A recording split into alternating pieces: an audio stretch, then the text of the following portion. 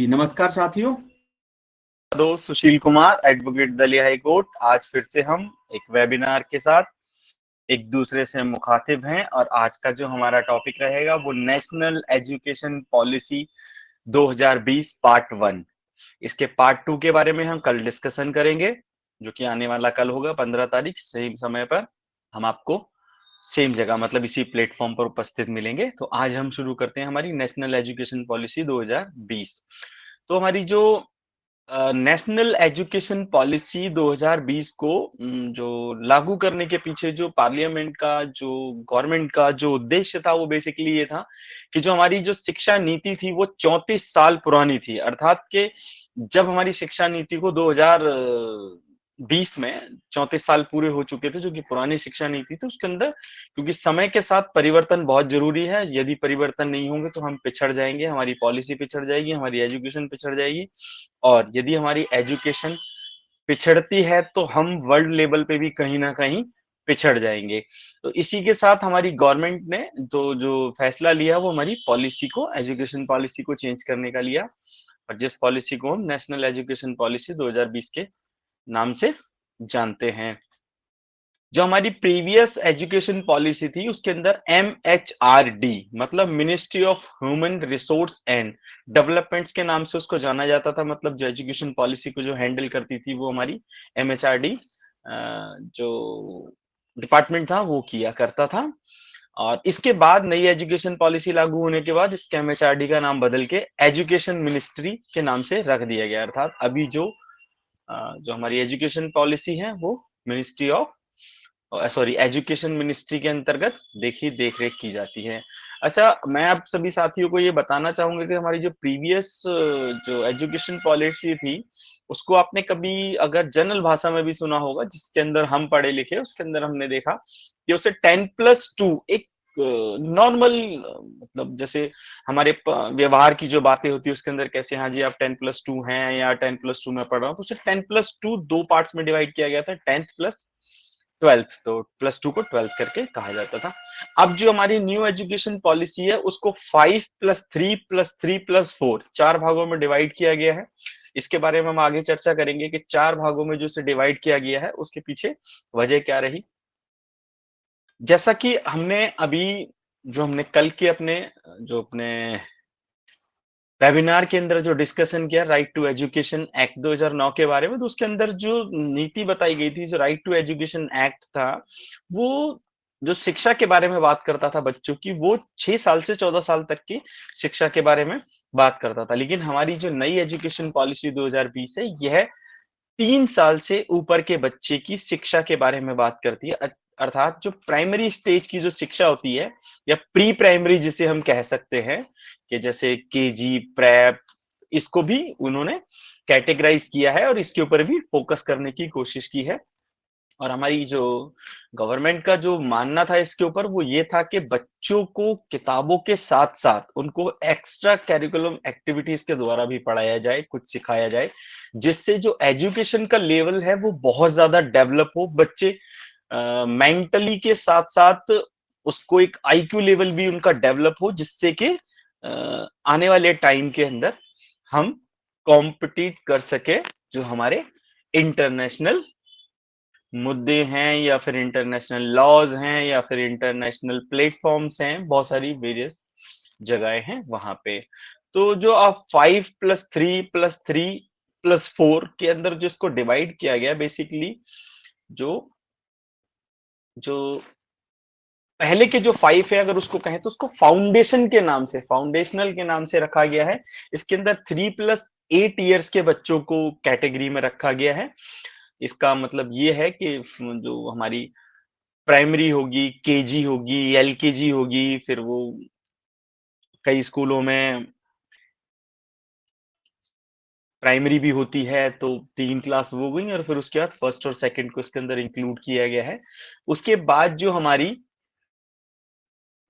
जो प्री पेडेटोरी जो आती है, जो +3 है, उसको 8+11 के ग्रुप, जो एज ग्रुप है उसके अंदर स्टूडेंट्स को रखा गया है। और जो आता है हमारा 3rd 4th एंड 5th को लेकर।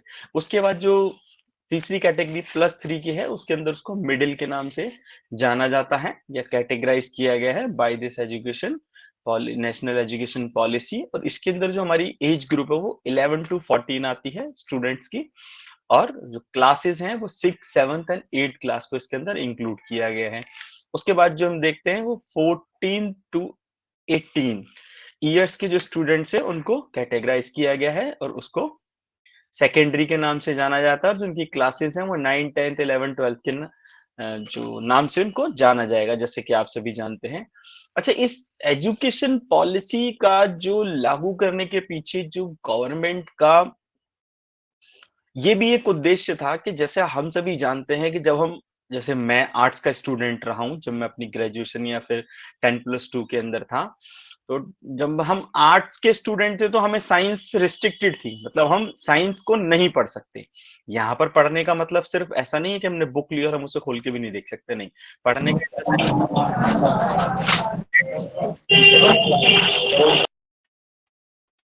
और हम उसको क्लास अटेंड नहीं कर सकते हैं उसकी, हमें स्पेशल टीचर या फिर एक मैकेनिज्म नहीं होगा या विद्यालय नहीं होगा जहां पर हम पढ़ सकेंगे। और जो साइंस के स्टूडेंट हैं उनको आर्ट्स पढ़ने पर रिस्ट्रिक्शंस होगी। ये हमारी जो गवर्नमेंट थी उसकी पॉलिसी थी कि अब जो हमारी नई पॉलिसी आई है उस पॉलिसी के अकॉर्डिंग साइंस का स्टूडेंट आर्ट्स पढ़ सकेगा और आर्ट्स का स्टूडेंट साइंस पढ़ सकेगा, बशर्ते उसके कुछ क्लॉज होंगे कि वो किसी पर्टिकुलर सब्जेक्ट को ही पढ़ सकेगा। वो एजुकेशन पॉलिसी के बारे में आगे हम डिस्कशन करेंगे। अब जो इसके बाद एक जो हमारी पॉलिसी, जिस पॉलिसी के बारे में हम चर्चा कर रहे हैं, इसको डेवलप करने के लिए एक संस्था बनाई गई जिसका नाम है NCPFECCE। तो इसको NCERT जो हमारी ऑर्गेनाइजेशन है गवर्नमेंट की, उसके द्वारा इसको डेवलप किया जाएगा। और इसका जो जो पर्पस है बेसिकली इसके पीछे वो ये है कि जो बच्चों को जो एजुकेशन दी जाए, वो मैंने जैसा अभी आपको डिस्कशन किया कि जो बच्चों को जो एजुकेशन दिया जाए वो किताबों के बोझ से हटके उसको उनकी एक्टिविटीज के साथ साथ पढ़ाया जाए। मतलब बुक्स तो होंगी बच्चों की, ऐसा नहीं है कि बच्चों को जो एजुकेशन दी जाएगी वो बिना बुक्स के दी जाएगी, बुक्स होगी, उनका एक सिलेबस होगा, लेकिन उनको एक्स्ट्रा करिकुलर जो एक्टिविटीज होती हैं उसके थ्रू उनको पढ़ाया जाएगा। जैसे कि सपोज करो हमें ये बताना है किसी बच्चे को कि जो सनलाइट है, जो सूर्य का प्रकाश है, वो कितना जरूरी है हमारे डेवलपमेंट के अंदर। तो हम अगर 3 बच्चों का एक ग्रुप बनाते हैं और उसके अंदर एक बच्चे को एज अ सन उसको हम उसको ड्रेसिंग करते हैं, उसको सन के कपड़े पहनाते हैं, और 2 बच्चों को, एक को सूखे पेड़ के कपड़े पहनाते हैं और एक बच्चे को हरे पेड़ के कपड़े पहनाते हैं। तो हम उसको अगर वहां पे एक एक्टिविटी करके टीचर्स दिखाते हैं तो भाई जिस पेड़ के ऊपर सनलाइट पड़ रही है या जिसको सन की रोशनी मिल रही है वो पेड़ डेवलप हो रहा है, वो हरा भरा है। और जिसको सनलाइट नहीं मिल रही है, मतलब उसको अंधेरे में रखा जाए, जिसको सनलाइट नहीं मिल रही, वो हरा भरा नहीं है, वो सूख रहा है, मुरझा रहा है, वो डेवलप नहीं हो पा रहा है, वो अपने आप की ग्रोथ नहीं कर पा रहा है। तो इस तरीके से हमने बच्चों को क्या सिखाया कि सनलाइट की इंपॉर्टेंस क्या है हमारी जिंदगी में भी, और जो हमारे ट्रीज हैं या फिर जो प्लांट्स हैं उनकी जिंदगी में भी सनलाइट की जो वैल्यू है। तो इस तरीके से हम मोरल तरीके से भी बेसिकली बच्चों को एक्टिविटीज के थ्रू पढ़ा सकते हैं, उनका ब्रेन डेवलप होगा, उनको नॉलेज क्रिएट होगी। ऐसा नहीं कि हम सिर्फ उसको चैप्टर में ही पढ़ाएं कि नहीं जी सनलाइट जो है वो जब सुबह सन जो हमारा उगेगा उसके बाद सनलाइट मिलेगी, फिर अंधेरा हो जाएगा, जिसको वो नहीं मिलेगी उसके साथ ही नुकसान होंगे, ये फायदे होंगे। तो ऐसा ना करके उसको एक एक्टिविटीज के थ्रू भी बच्चों को पढ़ाया जाए ताकि बच्चों को हमेशा याद रहे और उनका एजुकेशन का जो लेवल है वो इंक्रीज हो। इसके साथ ही मैं आगे आपको ये बताना चाहूंगा कि जो गवर्नमेंट है उसकी एक और स्ट्रेटजी इस पॉलिसी को बनाने की, या फिर जो एजुकेशन जो हम जिसके बारे में डिस्कशन कर रहे हैं जो रही, वो ये रही कि जैसा आप सभी जानते हैं कि दुनिया अब इंटरनेट की दुनिया हो चुकी है। स्टडी एक अलग लेवल पे पहुंच चुकी है। जैसा हम देखें कि स्टडी को सिर्फ किताबों से करना संभव नहीं है। यदि हम किताबों से ही करेंगे तो हम बहुत पीछे रह जाएंगे, हमारा हिंदुस्तान बहुत पीछे रह जाएगा। तो इसको लेकर भी इस एजुकेशन पॉलिसी के अंदर कई चीजें बनाई गई कि जैसे क्लासरूम्स हों, वो प्रोजेक्टर वाले क्लासरूम हो, अगर किसी को इंटरनेट की जरूरत है तो इंटरनेट के थ्रू उसको पढ़ाया जाए। जैसे कि आप और हम आज देखिए, आप किसी और क्षेत्र में हैं, मुझे लगता है कई लोग तो मुझसे 2000 किलोमीटर दूर भी बैठे होंगे, लेकिन एक इंटरनेट एक साधन है, या फिर जियो मीट एक ऐसा प्लेटफॉर्म है जिसके थ्रू हम एक दूसरे को बिल्कुल आराम से सुन सकते हैं, अच्छे से मिल सकते हैं, हम एक दूसरे की परेशानी समझ सकते हैं, उसका सॉल्यूशन निकाल सकते हैं।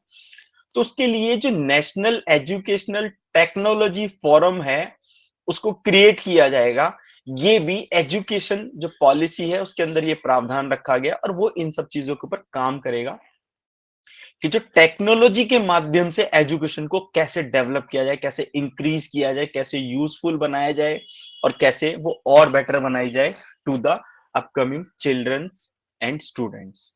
तो इसके साथ ही साथियों, क्योंकि हमारे पास इस वेबिनार में थोड़ा टाइम की बड़ी शॉर्टेज होती है, हम नेशनल एजुकेशन पॉलिसी 2020 के बारे में अगले पार्ट में, जो कि कल होगा, सेकंड पार्ट में डिस्कशन करेंगे। आज हम इस पॉलिसी के डिस्कशन को यहीं पे स्टॉप करते हैं। तो अब हमारा सेशन स्टार्ट होता है क्वेश्चन आंसर का, तो कृपया करके आप मुझसे अपने प्रश्न पूछ सकते हैं। जी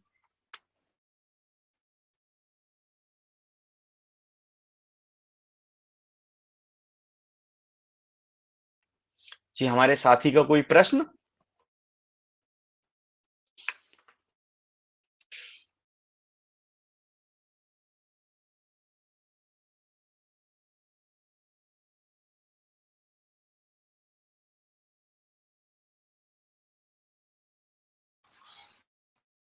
जैन सर।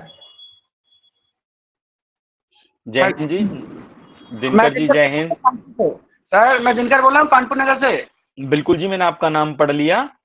सर, मेरे पास एक सूचना आई है कि आपके कानपुर नगर नौबस्ता थाने में किसी नाबालिग बच्चे को पुलिस ने अरेस्ट कर लिया है और उसके साथ में मारपीट भी की गई है।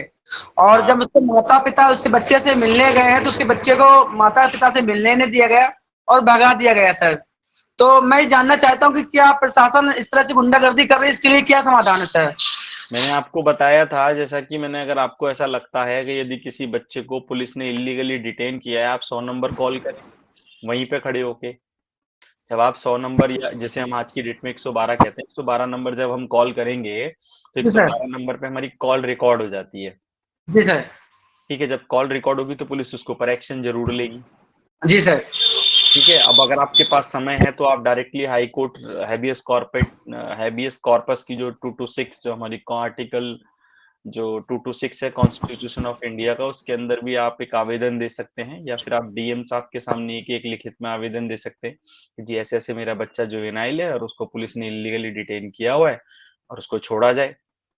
तो सर जी, वो तो बता भी तो नहीं रहे कि बच्चा है भी कि नहीं, बता रहे माता पिता को भगा दिया गया और बच्चे के हाथ पर सूट। श्रीमान, आप बहुत बढ़िया बात कर रहे हैं। एक बात बताओ, कोई आदमी अपने मुंह से या फिर अपनी तरफ से अपनी गलती बोलेगा? नहीं बोले सर।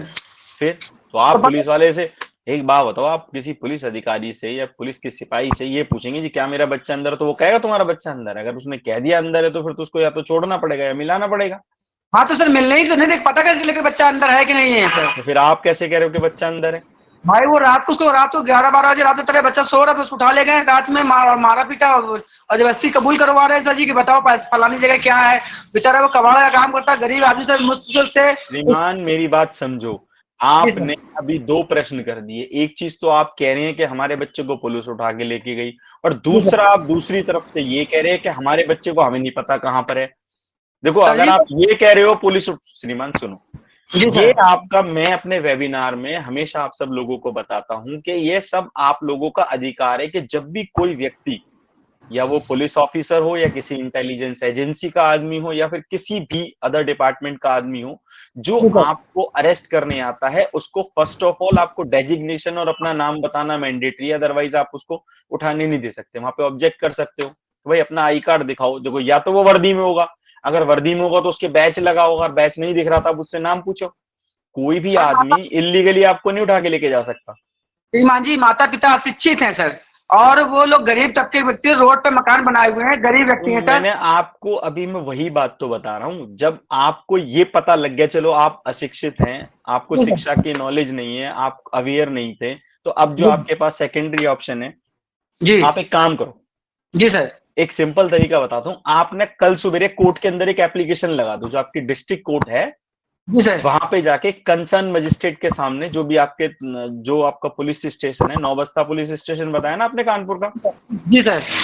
तो कानपुर के नौबस्ता पुलिस स्टेशन जिस मजिस्ट्रेट साहब के सामने आता हो, वहां पर एक एप्लीकेशन लगाओ और उनको बोलो कि जी पुलिस ये रिपोर्ट फाइल करे, स्टेटस स्टेटस स्टेटस रिपोर्ट की एप्लीकेशन फाइल करो वहां पर, कि भाई जी सर। मेरे बच्चे को फलाने फलानी तारीख को इन पुलिस वालों ने या इस थाने के पुलिस वालों ने मेरे घर जी से उठा के लेकर चले गए, और जी सर। उनको उसको 24 घंटे से ज्यादा हुआ, इसको अभी तक मजिस्ट्रेट के सामने पेश नहीं किया गया, ये डायरेक्शन दी जाए कि एसएचओ लाके उसको पेश करे। जी एसएचओ सर। उसको या तो लिखित में लेके आएगा या छोड़ देगा। जी सर, बहुत बहुत धन्यवाद सर। ठीक है ना, जी ये सर। काम आप कल के कल कर सकते हैं जाके। सापुद्दीन जी सर देखो क्या बताया, समझिएगा थोड़ा।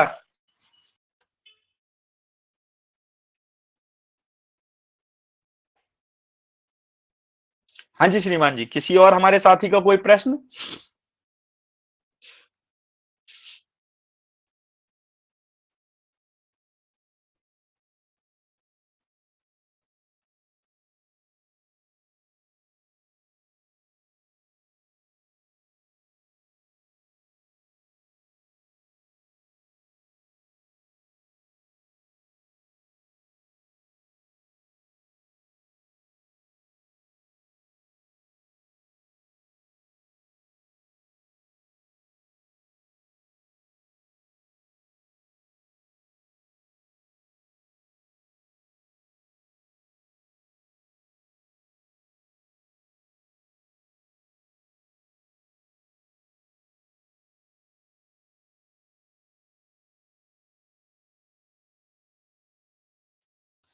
सर एक रिक्वेस्ट है, प्रार्थना है सर कि जैसे कि एचआरपीसी हमारी किस तरह से मदद करती है सर, ये लोगों को जानकारी नहीं है कि एचआरपीसी से जुड़ने से और जुड़ने वाले जो व्यक्ति नए व्यक्ति हो तो उनको क्या फायदा होता है सर।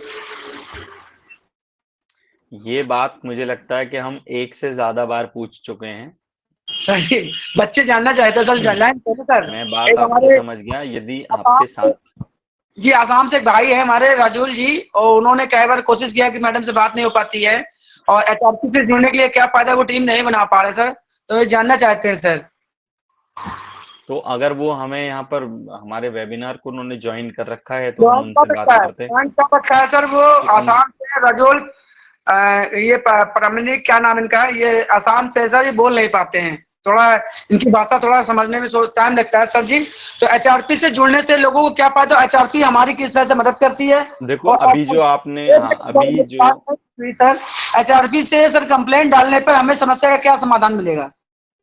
हाँ देखिए, अभी आपने जो देखा होगा हमारे इस वेबिनार के अंदर, आपने हमसे एक प्रश्न किया कि एक व्यक्ति को इलीगली डिटेन किया गया, बच्चे को, सॉरी व्यक्ति तो नहीं वो बच्चा है, उसको पुलिस के द्वारा इलीगली डिटेन किया गया, और जो कि उसका कानूनन अधिकार है कि उसे 24 घंटे के अंदर, जो कि हमारे संविधान के अंदर अधिकार है, ठीक है, ये हमारा फंडामेंटल राइट है कि किसी भी व्यक्ति को यदि 24 घंटे के अंदर मजिस्ट्रेट के सामने पेश नहीं किया जा सकता तो उसके अगेंस्ट हम सुप्रीम कोर्ट या हाई कोर्ट के अंदर याचिका दायर कर सकते हैं, ठीक है ना।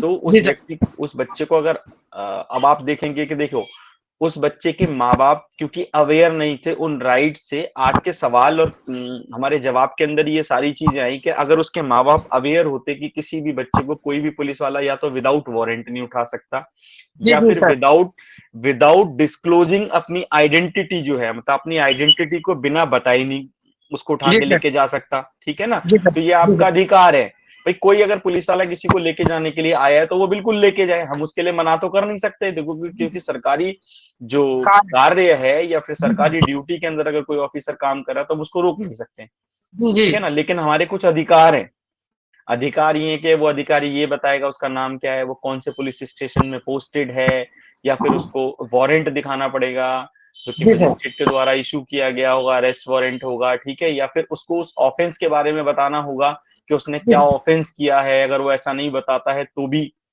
शक की बुनियाद पे सबको उठाया बता रहे हैं, जानकारी बता रहे हैं, शक की बुनियाद पे उठाया गया बता रहे हैं। देखो जी, बातों की हमारे यहाँ कोई वैल्यू नहीं है, दिनकर जी आप समझना मेरी बात को, कानून एक ऐसी जगह है जहां पर बातों की कोई वैल्यू नहीं है, अगर बातों की कोई वैल्यू है ना तो वो सिर्फ गवाही के टाइम पे, जबकि मजिस्ट्रेट के सामने या फिर जो ट्रायल कोर्ट के जज के सामने जब गवाही दी जाती है, ठीक है ना, उसके अलावा बातों की कोई वैल्यू नहीं है। जो लिखित में है वो बहुत ज्यादा जरूरी होता है, ठीक है।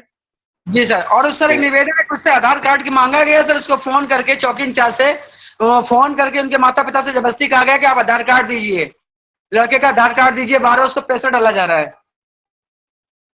तो अब मैं आपको बता तो रहा हूँ श्रीमान यही बात कि जी सर। यदि आप 112 नंबर पे फोन करेंगे या फिर कल आप मजिस्ट्रेट साहब के सामने एक एप्लीकेशन फाइल करेंगे कि जी मेरे सर। ब्रदर को, मेरे भाई को या मेरे बेटे को इन पुलिस वालों के द्वारा इस समय पर लेके जाया गया और 24 घंटे पूरे होने के बाद भी उन्हें आपके सामने पेश नहीं किया गया है, जी सर। और इवन एक नंबर, जो भी आपको नंबर के पास आपके पास फोन आया होगा उस नंबर की डिटेल्स लिख दो उस एप्लीकेशन के अंदर, भी फलाने फलाने नंबर से और फलाने फलाने आदमी ने और हमसे फला फला डॉक्यूमेंट के बारे में डिमांड की है। तो जी देखिए सर। हमारा जो बच्चा है वो इस पुलिस स्टेशन के अंदर ही है और उसको इलीगली पुलिस ने डिटेन कर रखा है, बहुत सही सर। उसको जी सर। इमीडिएट छोड़ने की। तो अब जो आपका जो प्रश्न था कि एचआरपीसी कैसे मदद करेगी, वो ऐसे ही मदद करती है जैसे हमने आपकी भी मदद की, सर, ये ठीक बताते है। हैं एचआरपीसी में ऑनलाइन कंप्लेंट डालने पर फिर क्या होता है सर? बताते हैं एचआरपीसी में ऑनलाइन कंप्लेंट जो लोग डालते हैं। देखो जो आप ऑनलाइन कंप्लेंट डालेंगे उसका निवारण होगा ना, आपने जो कंप्लेंट डाली है उसका कोई सब्जेक्ट तो होगा, जी सर। जी सर। कोई वजह तो होगी। यदि आपने 100 कंप्लेंट 100 वजह से डाली है तो उसके बारे में मैं एक बार में नहीं बता सकता। तो जी सर। आपको जी सर। सर्वप्रथम ये बताना होगा कि जो भी आप कंप्लेंट की बात कर रहे हैं वो किस रिगार्डिंग डाली गई बिल्कुल एचआरपीसी में सर। कंप्लेंट, बताएं। सही है सर, कोई भी एक थैंक यू। मुद्दा बताएं, अगर जी आप सर, मुद्दा थैंक बता सकते हो तो हम उसका हल निकालेंगे अभी, जी सर। जी सर। ठीक है ना। तो समझ गए सर। अब आप समझे कि एचआरपीसी जी सर। का मेंबर बनने के क्या फायदे हैं, कि आपके अधिकारों का हनन नहीं होगा, कोई जी भी सर। पुलिस ऑफिसर आपको इलीगली डिटेन नहीं करेगा, जी। समाज में आप उन लोगों से अलग होंगे जो कि एचआरपीसी के मेंबर नहीं है। जी। अलग का मतलब उनसे थोड़ा सा डिफरेंट होंगे, और जब आपकी जैसे जैसे नॉलेज बढ़ती जाएगी आप ज्यादा बहुत सही। डिफरेंट होते चले जाएंगे, नहीं सर, आपने बहुत अच्छा समझाया सर। माइंड में ठीक डला है। जी जी सर, थैंक यू सर। ठीक है ना, तो यही एक तरीका है कि हमें, और यही इसीलिए आवश्यक है कि हम अपने अधिकारों के लिए लड़ सकें और अपने अधिकारों का हनन होने से रोक सकें, और किसी हमारे साथी का, भाई का, बहन का, बंधु का, पड़ोसी का, रिश्तेदार का या किसी अन्य व्यक्ति का या अन्य नागरिक का हनन ना हो सके, उसके अधिकारों का हनन ना हो सके। जी, हमारे किसी और साथी का कोई प्रश्न?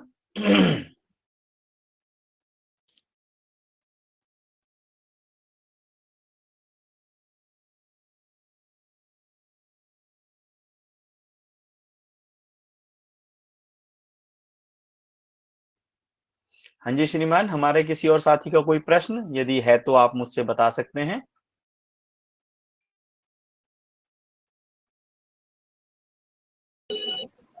नमस्कार सर। हेलो। हाँ जी नमस्कार जी, मैं सुन पा रहा हूँ आपको। सर मैं सैफ बोल रहा हूँ, मैं कानपुर से सर। कौन बात कर रहे हैं आप? सैफुद्दीन सर। सैफुद्दीन जी, आपका तो दूसरे नाम से भी लॉगिन है, कितनी जगह से लॉगिन किया आपने? जी यहाँ बताइए, कोई बात नहीं, बताइए। सर, मैं इसी विषय में बात कर रहा था जिसमें दिनकर जी ने बात की है। ये हाँ तो हमारे मैंने पास अब शिकायत आई। उसके बारे में हमने पूरी बात बता दी ना दिनकर जी को, आप शायद सुन भी पा रहे होंगे हमारी बात। जी थोड़ा एप्लीकेशन लिखवा रहे थे सर, हाँ तो उस पे शायद थोड़ा भाई से बातचीत कर रहे होंगे, इसी पर ध्यान देते कोई सर। बात नहीं, आप एक काम करो, मैंने दिनकर जी को पूरा प्रोसेस समझा दिया है, आप उनसे एक बार फोन पे बात कर लो और वो आपको बता देंगे दिनकर जी, ठीक है ना। आपके पास उनका नंबर है? जी जी हाँ तो मैंने उनको बहुत अच्छे से बता दिया है। जब तक हम किसी और भाई का सवाल लेते हैं, क्योंकि इस समय हमारे पास थोड़ी समय की कमी होती है, ठीक है। जी जी धन्यवाद। सैफुद्दीन जी। हाँ जी, हमारे किसी और साथी का कोई प्रश्न?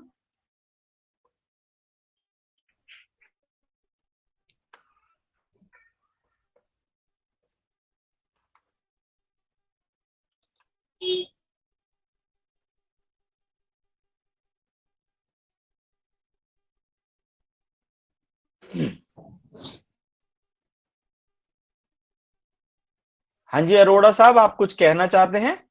हाँ जी, मैं बड़ी गंभीर अवस्था में हूँ। मेरे पास क्या है कि मतलब आईटी क्राइम के कुछ इन्फॉर्मेशन है, जिसके लिए मैंने पुलिस में भी शिकायत कर दी और कई तरह से शिकायत कर चुका हूँ, लेकिन इस व्यवस्था को कोई समझ नहीं पा रहा और मेरा खुद का। आईटी क्राइम का मैं मतलब समझना चाहता हूँ। हाँ जी, मैं ठीक से समझाऊंगा सर आपको। सर, देश में जो अभी विकास का जो प्रोग्राम G20 के थ्रू चल रहा है ना, अभी जी हमारे यहाँ G20 समिट भी हुआ, AI समिट भी हुआ है दिल्ली में पिछले जी महीने। जी, आगे बताएं, जी बताएं। तो ये AI से हमारे डेवलपमेंट प्रोग्राम काफी अच्छे चल रहे हैं, वो बात तो ठीक है, लेकिन इस AI से जो हमारे यहाँ रिस्क क्रिएट किया जा रहा है अभी, नजदीकी समय में हमारे देश में बहुत कुछ गड़बड़ियां होने वाली हैं। कई बड़े राजनेता भी, उनका जीवन खतरे में, पब्लिक को भी काफी कुछ नुकसान होने वाला है। इस बारे में मैं काफी लंबे समय से शोध कर रहा था और मेरे पास आवश्यक सबूत भी हैं इसको साबित करने लायक, जिसके लिए मैंने पुलिस कमिश्नरेट पे भी सब जगह जानकारी दी। लेकिन खुद प्रधानमंत्री ने अभी पिछले महीने जयपुर में DG कॉन्फ्रेंस में ये कहा कि पुलिस के जो आला अधिकारी है, इनको भी इसकी भी ट्रेनिंग नहीं है। अगर पुलिस को सर किसी अपराध की ट्रेनिंग नहीं है तो क्या अपराध फ्री हो जाएगा क्या? मतलब जो जो व्यक्ति इस बारे में जानकारी रखता है और पुलिस नहीं समझती है, तो क्या उसको मूर्ख मानेगी क्या? नहीं, ऐसा नहीं है, बिल्कुल बिल्कुल ऐसा मूर्ख हुआ नहीं है सर, माना सुनिए, ऐसा हुआ है और मेरे साथ दुर्व्यवहार हुआ है। इतना दुर्व्यवहार हुआ है कि अभी मैं शब्दों में आपको कह नहीं सकता हूँ। मैंने बड़ा मजबूर होकर आप लोगों से संपर्क किया है कि यदि आप आपके सिवा मेरी कोई मदद कर नहीं सकता, क्योंकि जी। ह्यूमन राइट मानवाधिकार संगठन ही एक ऐसा संगठन है जो किसी भी अवस्था में से किसी भी नागरिक की तो किसी भी अवस्था हम में से मदद कर मैं सकता है, बिल्कुल इसको जी, इतना अधिकार बिल्कुल होता है। बिल्कुल, आप यदि किसी विपत्ति में हैं तो हमारी संस्था सर आपके विपत्ति साथ मेरी खड़ी है। हाँ, तो विपत्ति मेरे लिए ये हो गई है ना कि सर, अभी जिस टेक्नोलॉजी के बारे में मैं आपसे बात कर रहा हूँ, इसमें आपका दोष नहीं है। ये टेक्नोलॉजी आप भी नहीं समझते। अमेरिका में, लंदन में ये चीज पढ़ाई जाती है। हमारे यहाँ सब्जेक्ट नहीं, वहाँ सब्जेक्ट में पढ़ाई जाती है। इसके ट्रेनर होते हैं सर, और ये देश के लिए बहुत कुछ। अगर मैं जो आपसे बात कर रहा हूँ हिंदुस्तान में रहकर, अगर मेरा जन्म विदेश में हुआ तो मैं आज बहुत अच्छी जॉब से तो मुझे मतलब नहीं है, क्योंकि मैं राष्ट्रीय कर्तव्य निभा रहा हूँ। मैं बहुत अच्छी पोस्ट पे होता, मेरे हो सकता है मेरा सेना में एक अधिकारी होता मैं। लेकिन अगर हमारे हिंदुस्तान में टेक्नोलॉजी अभी, और दिल्ली में AI समिट मोदी जी ने 12 दिसंबर को किया है अभी 2023 में। तो मैं आपसे एक बार इन शॉर्ट में ये जानना चाहूंगा कि आप हाँ किस सर, पूछ सकते हैं टेक्नोलॉजी आप। की बात कर रहे हैं। हाँ जी आप किस टेक्नोलॉजी की बात कर रहे हैं सर, इन आर्टिफिशियल शॉर्ट में? इंटेलिजेंस। आई आर्टिफिशियल इंटेलिजेंस, अच्छा, AI टेक्नोलॉजी आर्टिफिशियल, अच्छा जी, आर्टिफिशियल जिसके इंटेलिजेंस। बिना जिसके बिना कोई भी कंप्यूटर का जो है ना, मतलब ऐप नहीं चलता है। अगर हम ठीक है, अभी हम जिसके थ्रू बात करें, ये भी AI टेक्नोलॉजी एक है। अच्छा एआई टेक्नोलॉजी है, हाँ, ठीक है। तो ये तो है हमारे लिए सुविधाएं। लेकिन इसी सुविधाओं के अंदर एक छिपा हुआ जो खतरा है ना, ये कोई आइडिया नहीं है। हमारे देश के साथ बहुत बड़ा गड़बड़ी होने वाली है। जैसे श्रीलंका अभी काफी नीचे के स्टेज में जा चुका है ना, तो अभी जो सुविधाएं के नाम पे जो पब्लिक में जो बांटा जा रहा है, जिसके लिए कभी मोदी जी भी कहते हैं कि मुफ्त की रेवड़ी आप पार्टी के द्वारा ना बांटी जाए, लेकिन जो बटना है, जो बट चुका है, जो हमारे जो आधार कार्ड वहां पे पैक हो चुके हैं और हम जिस अवस्था में जा चुके हैं, खैर वो राजनीतिक मामला है। लेकिन सर, बीमारियां भी इसके द्वारा फैलाई जाती हैं। मैं खुद माननीय प्रधानमंत्री मोदी जी के हेलीकॉप्टर के GPS का रूट हैक कर चुका हूँ। आप मेरा हुलिया देखिए और मैं क्या कह रहा हूँ। अभी अयोध्या में जो नहीं प्रोग्राम देखिए हुआ जी, था भाई, सुनिए इंटेलिजेंस सुनिए जो है ना, सर इंटेलिजेंस अभी। हुलिये से कोई लेना देना नहीं है। हाँ हमारा सर। ब्रेन जो है ना वो इनसाइड होता है हमारे हुलिये से, तो वो तो अंदर काम करेगा, हुलिये से तो उसका कोई मतलब है नहीं। हाँ, वो अब धन्यवाद, आप समझ रहे हैं बात को। लेकिन सर, पुलिस अधिकारी इस बात को नहीं समझते। वो सोचते हैं एक साधारण आदमी जो है ऐसी टेक्नोलॉजी को कैसे समझ सकता है। मैं सर 22 साल से इस पर रिसर्च कर रहा हूँ। 22 साल से, जब इंडिया को इसी इसी वजह से मिली है कि मैंने इसमें इंटरफेयर किया है, मैं एक हैकर हूँ। अब जब मैं देश के लिए इस टेक्नोलॉजी को हैक कर चुका हूँ, उसके बाद मेरे से दुर्व्यवहार हो रहा है। मुझे कोई सम्मान नहीं चाहिए, लेकिन वास्तविकता मैं जनता के सामने सार्वजनिक करना चाहता हूँ। अभी 22 तारीख को जब अयोध्या के अंदर, सर गंभीरता से सुनिएगा मेरी बात को, अयोध्या से अभी राम मंदिर का उद्घाटन था, अच्छी बात है, सभी देशवासियों को गर्व का विषय था। वहां न्यूज में ये बताया गया न्यूज के अंदर कि अगर वहां पे कोई ऐसा अटैक होता है, ड्रोन अटैक होता है, पब्लिक को मतलब वाहवाही लूटने के लिए, कि हम लोग GPS से उसको हैक करके उतार लेंगे। ये तो पब्लिक को तो आप बता रहे संतुष्ट कर रहे हैं, लेकिन और ये सच्चाई भी है। मैंने खुद ने PM के हेलीकॉप्टर का रूट जयपुर के अंदर हैक किया हुआ है, बिल्कुल मैं इसको साबित कर सकता हूँ। मेरी लोकेशन ट्रेस कीजिए और PM के हेलीकॉप्टर का रूट हैक कीजिए, बिल्कुल मेरे सिर के ऊपर से 0 डिग्री उनको निकलना पड़ा। अगर वो ना निकलते तो उनका हेलीकॉप्टर में उस वक्त क्रैश हो जाता। तो उनको तो बचाव का ऑप्शन था, AI टेक्नोलॉजी उनको कह रही थी कि आपकी मजबूरी है, इस रूट से निकलना पड़ेगा। वो निकल गए और सेफ हो गए। लेकिन अगर उसके अलावा मेरे ऊपर से 2 बार अटैक हुए, वो मैं उसके लिए मैंने कंप्लेन कर रखी है। मैं बच गया, लेकिन मेरे पे बिल्कुल जानलेवा हमला हुआ था इस टेक्नोलॉजी के द्वारा, जिस दिन राहुल गांधी की पिछले साल यात्रा थी 2022 में। 7 सितंबर को, क्योंकि मैं इस यात्रा को पूरा जानता था, ये पूरी किस तरीके से हो रही क्या है, मुझे इससे मतलब नहीं, जो हो रहा राजनीति में हो रहा है।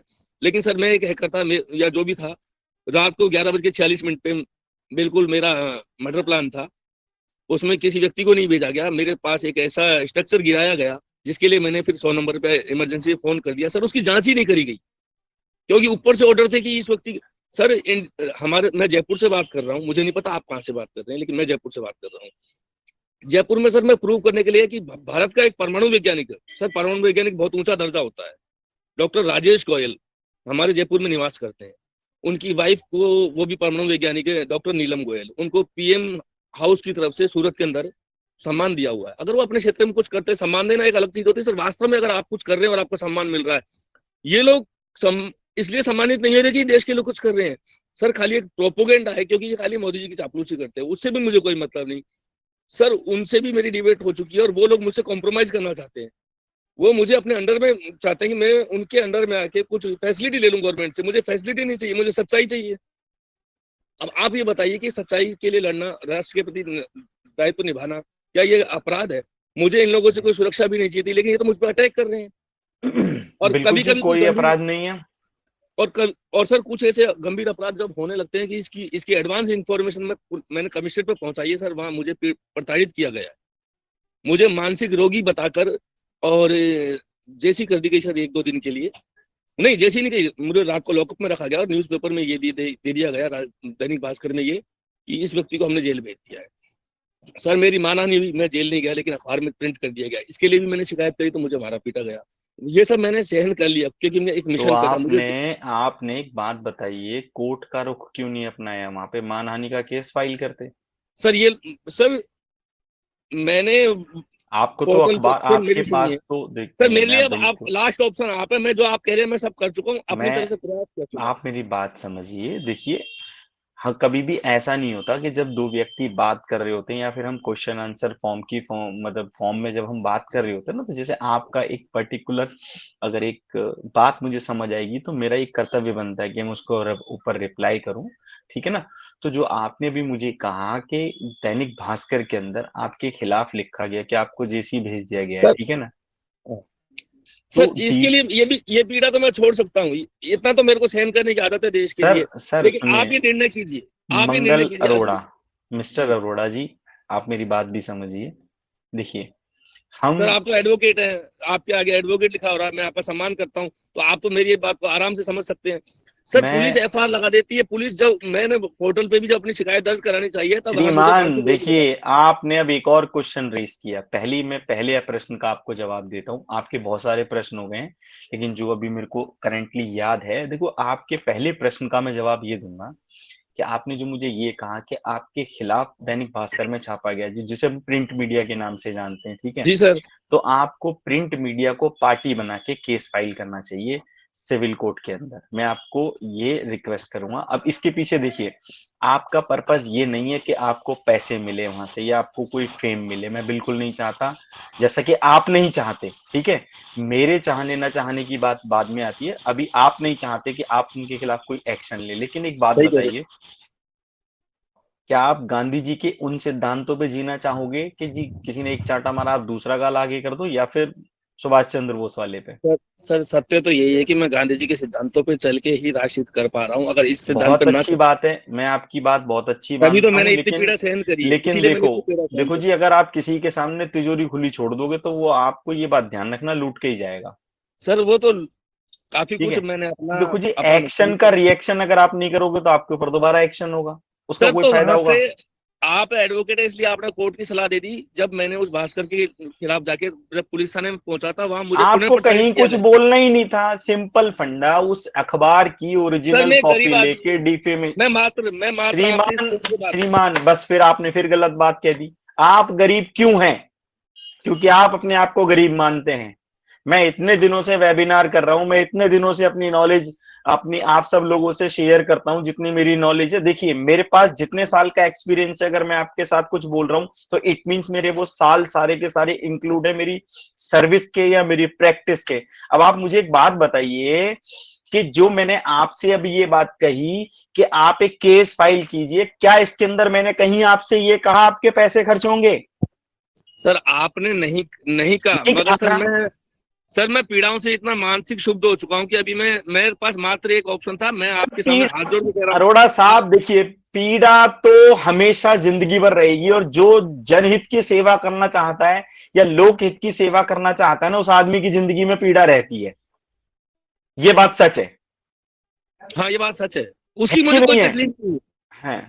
सर। बाई चांस मेरा, सर आज बसंत पंचमी है, बाई चांस मेरा आज आपसे बोलना चालना हो गया है पहले ही चांस में, ये मेरा संयोग मानिए कि हो सकता है ईश्वर मुझे मदद देना चाहता हो आपके थ्रू, क्यों जो मैंने वर्षों से ये सही काम करते हुए सह रहा हूं ना सर, ये ईश्वरीय संयोग हो सकता है। मैं, ये जरूरी नहीं कि आप मेरी मदद करें, आपका इतना नहीं जरूरी है जी, क्यों, बिल्कुल जरूरी है। अगर हमने ये बोलना भी मुझे बहुत बहुत बहुत शक्ति दे रहा है, लेकिन ये है कि एक बसंत पंचमी सहयोग है। जैसे हमारे यहाँ जब योग विद्या को माना जाता है हिंदुस्तान में, योग के नाम पे हम भारत में अगर इतना कर रहे हैं, विश्व गुरु बन रहा है, तो वही एक योग है कि बसंत पंचमी को सर आप मेरी मदद के लिए आतुर हुए, आपने मेरी बात सुनी है। कोई 2 मिनट किसी के लिए नहीं सुनता, लेकिन आप सुन रहे हैं। तो सर मैं अभी भी वर्तमान में ऐसे कुछ अपराध घटित होने वाले हैं, अभी मेरे पास उनकी इंफॉर्मेशन है, तो आप सर क्या कृपा करके किसी विभाग के ऊपर ऐसा सूचना दे सकते हैं कि उसकी हाँ, इंटेलिजेंस एजेंसी है ना, हमारी इंटेलिजेंस एजेंसी है। तो सर आप मुझसे संपर्क कीजिए सीधे सीधे, मैं आपको सबूत उपलब्ध कराऊंगा सर।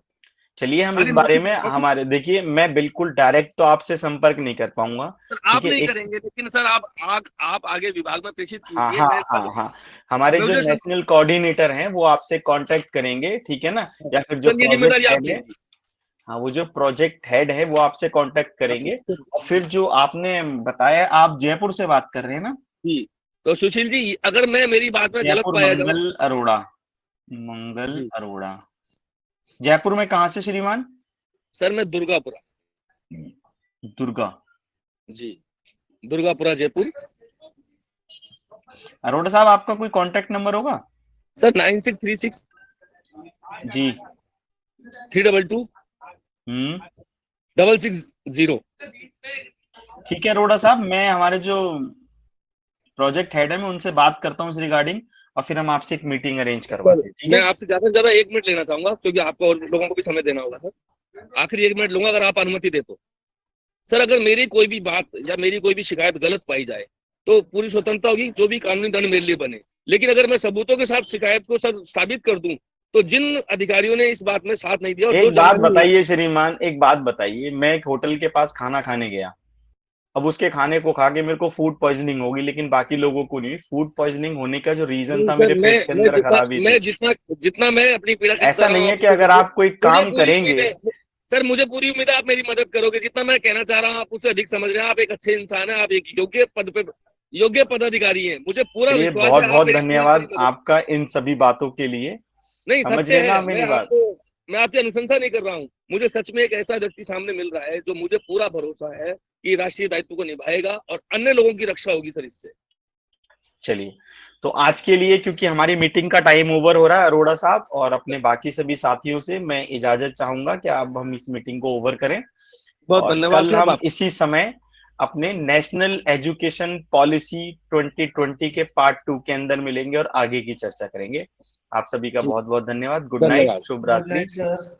Good night.